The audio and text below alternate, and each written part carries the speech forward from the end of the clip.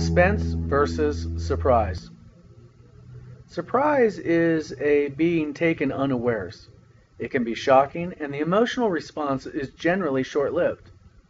Suspense is when the anxiety is brought on by a partial uncertainty. The end is certain, but the means is uncertain. There's a very famous director named Alfred Hitchcock who played around with elements of suspense and surprise within his films.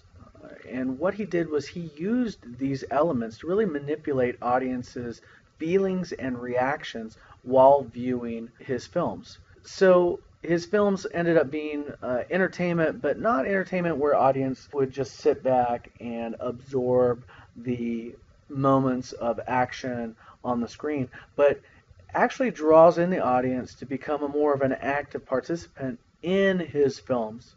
So there is a sense of greater empathy and a greater sense of anxiety in a number of his works. Let's look at an example of surprise and how it might be used in film. Let's say we're watching a movie and we see a bunch of cars stuck in traffic. Then we see our protagonist driving a car stuck in traffic. We might even see a point of view shot of what she sees as she's stuck in traffic. And then, kaboom, we have an explosion. She blows up. That's surprising because we had no idea that she was going to blow up. And we're left with the questions, why did she blow up? Did somebody put a bomb under her car? If so, who did that and why would they do that? We're left with a bunch of questions, but we do have that moment of exhilaration of boo, or boom in this case, where a surprising moment takes place.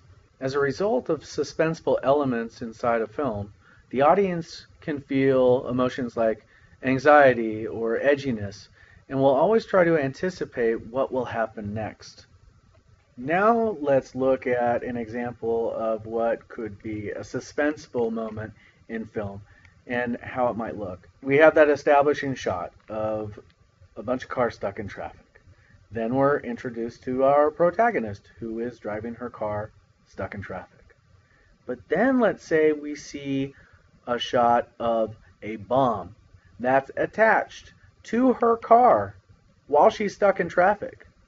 We see her again struggling to try to make her way through traffic. We might even see a point of view shot of the mess of traffic that is in front of her. But when we see the bomb, we start thinking, oh my gosh, there's a bomb. Is she going to blow up? If so, when is she going to blow up? Is she going to get out of her car in time before it blows up? And we are consumed because we are anticipating what might happen. We are well aware of what could happen, which builds suspense because we are anticipating. And in this case, we are anticipating the worst for our protagonist. And as we're worrying, it builds to that climactic moment. And then, kaboom, which is cool, but it's not surprising. It is suspenseful. So Hitchcock says, in the first example with surprise, we might just get a couple of moments of surprise or excitement. But when we build suspense in a film, we could elongate that period of time, build suspense, and we can get minutes and minutes of anxiety out of an audience through just the simple use of suspense. So to conclude, what Hitchcock says is that whenever possible, the public must be informed. They must be aware of what's going on in the story, except when the surprise is a twist. That is when the unexpected ending is in itself the highlight of the story. And we see that in his Vertigo. We see that in Sixth Sense and a number of other films. Please, no spoiler alerts.